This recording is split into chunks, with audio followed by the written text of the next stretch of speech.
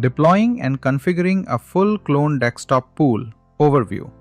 Let's explore how full clones provide independent desktop solutions. A full clone is a complete independent copy of a VM. Unlike instant clones, full clones do not depend on the parent image after creation. Think of a full clone as a full separate machine created from a template.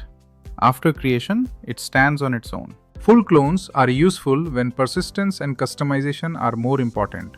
For example, some users may need a desktop that keeps changes longer or has special applications. The trade-off is that full clones usually take more storage and more time to deploy compared to more efficient models. This module teaches students how to choose the right desktop model for the right business need.